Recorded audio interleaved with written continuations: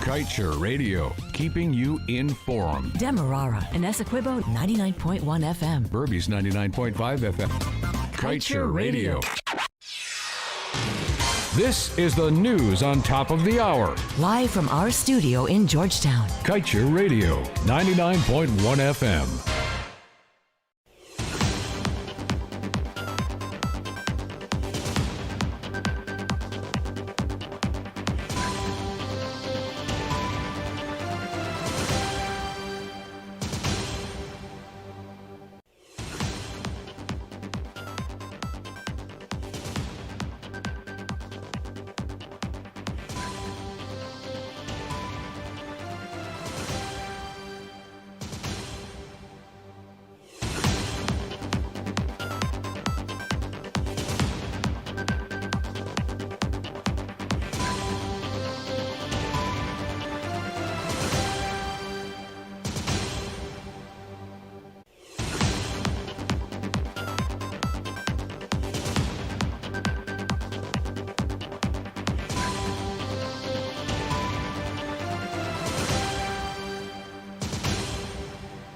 Good evening and welcome to this evening's newscast on Kaieteur Radio. Kevin Smith here. Let's get to the news in detail. The Director of Public Prosecutions, Shalimar Alihak, is appealing Magistrate Liron Daly's decision to free 3 men of the 2017 botched attempted robbery on Republic Bank. 5 men were charged for the offense in 2017. Those men are ex-police constable, 24-year-old Anna Fernie, Blackman ex-rural constable 27-year-old Gladstone George, 27-year-old Kieran Saunders, and former Republic Bank employees 24-year-old Jamal Haynes and Sean Grimond. Blackman, George, and Grimond men were freed of the charge. Saunders is expected to lead his defense, and the 5th accused, Haynes, had pleaded guilty to the charge in 2017 on his 4th court appearance, and he was sentenced. On June 22, 2021, Senior Magistrate Liron Daly dismissed the charge against the trio. This was after she upheld the no-case submission made by her attorneys and dismissed the matter against them. In her ruling, the magistrate had stated that she upheld the defense attorney's no-case submissions since there is not enough evidence against the trio for a prima facie case to be made.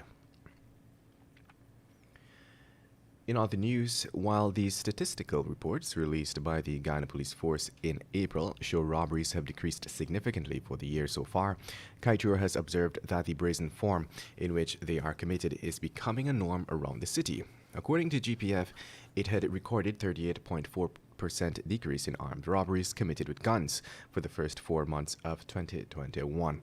The force had also said that for the same period, armed robberies perpetrated with the use of other instruments decreased by 47.7%. Many had applauded the decrease, but based on reports reaching this media house, the acts of robbery are so brazen that citizens are afraid to walk the streets of Georgetown and certain locations on the east bank of Demerara. Some eyewitnesses of these brazen acts have even related that they occur so frequently it is causing them to doubt the GPF's statistics that robberies have decreased.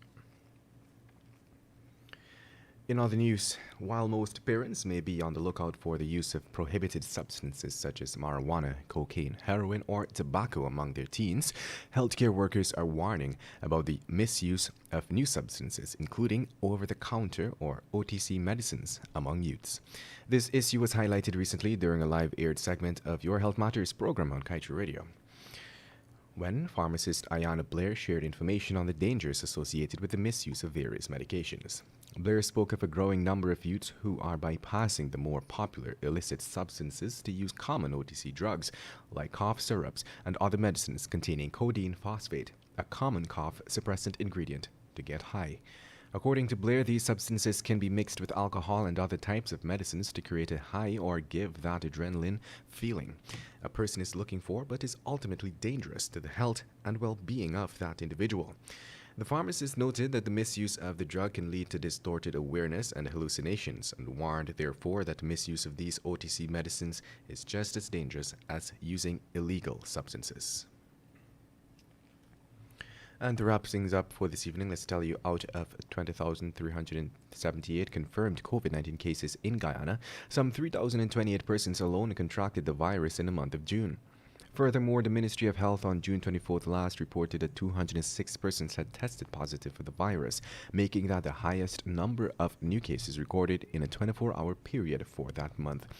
Yesterday, the Health Ministry, in its daily COVID-19 dashboard, recorded 73 new COVID-19 cases, which brings the total number of confirmed cases to 20,378.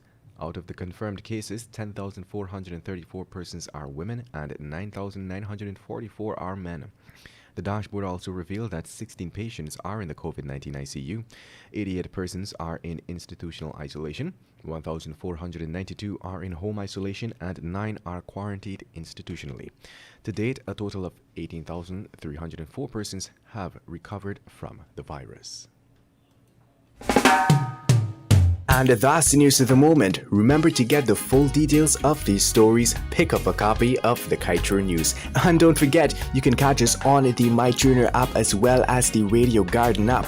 You can also keep up to date by liking our Facebook page at Kaieteur Radio and subscribing to our YouTube channel, Kaieteur Radio Livestream. Oh, also catch our